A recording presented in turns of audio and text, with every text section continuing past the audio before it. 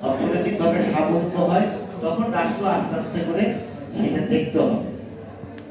আমরা কিন্তু কোনো রাষ্ট্র এবং সরকারকে মানে বিপদে ফেলানোর জন্য কথা বলবো না, আমরা তাদেরকে সহযোগিতা করবো।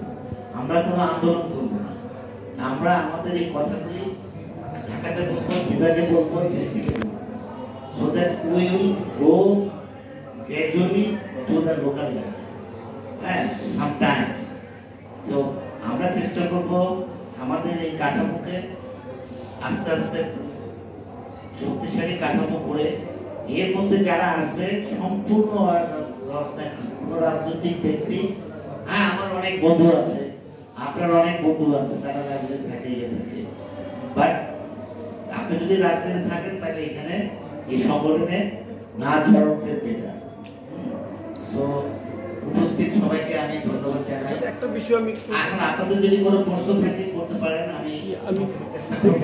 ওই নির্বাহী বিভাগ, আইন বিভাগ এবং স্বাধীন গণমাধ্যম এই বিষয়ে আপনি কথাটা বলেছেন, কিন্তু উচ্চ আদালত, নিম্ন আদালত এবং বিচার ব্যবস্থা নিয়ে বিশেষ করে আমরা যেটুকু বুঝতে পেরেছিলাম, ব্রিটিশ আমল থেকে শুরু করে আমাদেরকে বিশেষ করে বিভিন্ন মামলা মোকদ্দমায় আমাদেরকে জড়িত হইতে হয়েছে।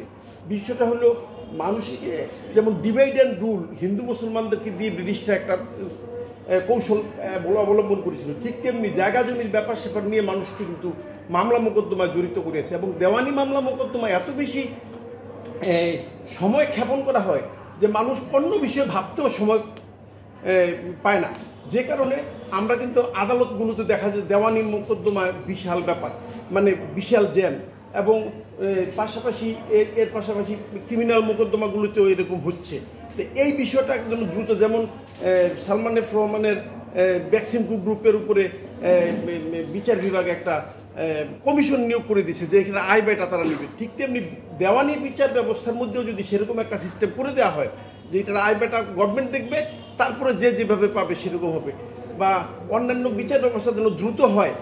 কারণ একটা টাইম পিটিশন দিলেই দেখা গেলো যে 1 মাস 3 মাস করে একটা ডেট করে দেয়, ফলে একটা মানুষের জীবন পার হয়ে যায় কিন্তু দেওয়ানি মোকদ্দমায় তাদের শেষ হয় না।